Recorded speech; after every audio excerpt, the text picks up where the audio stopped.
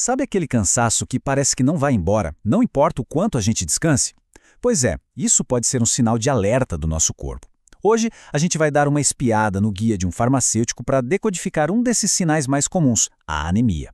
Vamos entender como os profissionais da área leem essa condição desde o primeiro sintoma até a escolha do tratamento certo. Olha só o nosso roteiro de hoje. Primeiro, a gente vai mudar a forma de pensar sobre a anemia. Depois, vamos investigar de onde ela vem e o que ela causa. Em seguida, mergulhamos nas opções de tratamento, tanto para adultos quanto para as crianças. E para fechar com chave de ouro, vamos falar sobre aqueles cuidados que fazem toda a diferença.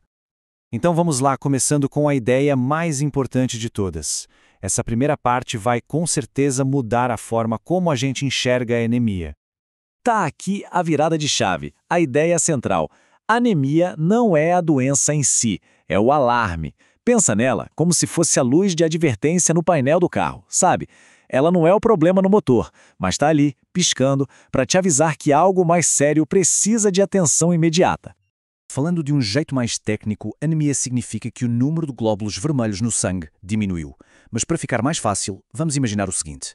Os glóbulos vermelhos são o serviço de entregas de oxigênio do nosso corpo. Ter anemia é como ter poucos entregadores na rua. E o resultado? As encomendas essenciais de oxigênio para os nossos tecidos e órgãos começam a atrasar, a falhar. Ok, se a anemia é o sinal, como é que a gente investiga isso? Bom, o próximo passo lógico é entender o porquê e o quê, ou seja, quais são as causas por trás desse alarme e quais os sintomas que ele dispara no corpo. As causas mais comuns podem ser vistas como falhas na linha de produção do corpo. Ou está faltando matéria-prima, como ferro e vitaminas, ou a fábrica, que a nossa medula óssea não está produzindo o suficiente, ou simplesmente a gente está perdendo o produto final por algum sangramento. E a evolução dos sintomas conta uma história bem clara. Começa de um jeito subtil, com aquela palidez, um desânimo, umas tonturas. Mas, conforme a falta de oxigênio piora, o corpo reage de forma mais forte, com um cansaço extremo, falta de ar. E no estágio mais avançado, até a nossa mente sente o ache, com a dificuldade de concentração. Tá. E como é que a gente conserta isso?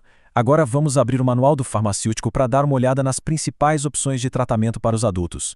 A abordagem mais direta, a mais comum, é ir direto na raiz do problema com o sulfato ferroso. É um suplemento de ferro, puro e simples. A dose, como a gente vê, é de 1 comprimido por dia.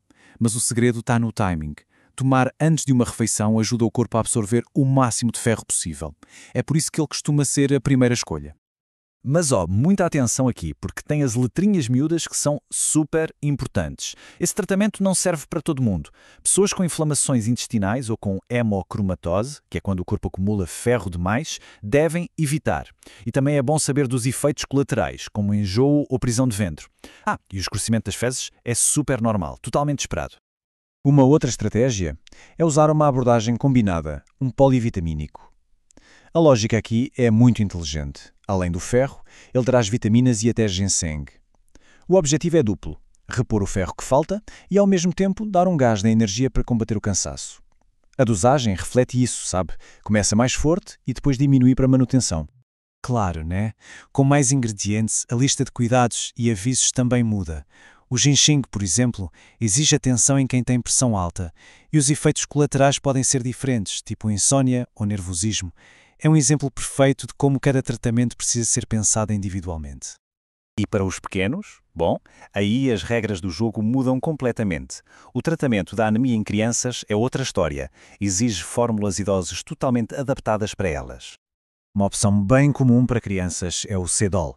A primeira coisa que a gente nota é o formato líquido, que, vamos combinar, facilita muito a vida. Outro ponto essencial é a dosagem, que é ajustada com todo o cuidado de acordo com a idade, para garantir segurança e eficácia, como a gente vê aí na tabela.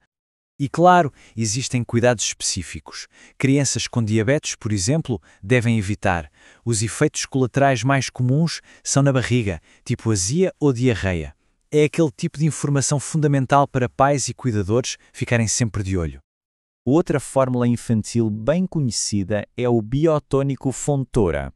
O diferencial dele é a combinação de ferro com o fósforo, que também é super importante para o crescimento e para dar energia. A dose é simples, 1 colher de sopa 2 vezes por dia para crianças com mais de 4 anos. Nesse caso, a lista de quem não deve tomar é um pouco mais longa e foca bastante em problemas gastrointestinais, como diarreia crónica ou úlceras. É um lembrete importante. Antes de dar qualquer suplemento, é essencial ter um diagnóstico correto de um profissional. E para fechar, a gente chega numa parte que, olha, pode ser tão importante quanto o próprio tratamento.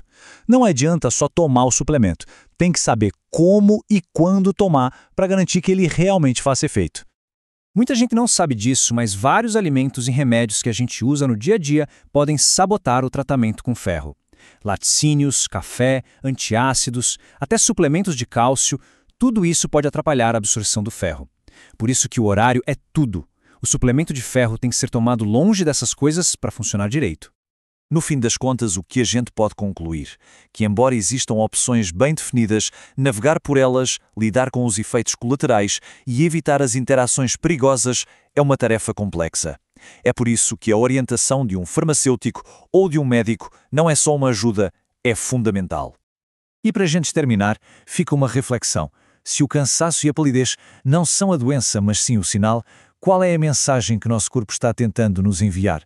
Aprender a ouvir esses sinais é, sem dúvida, o primeiro e mais importante passo em direção à nossa saúde.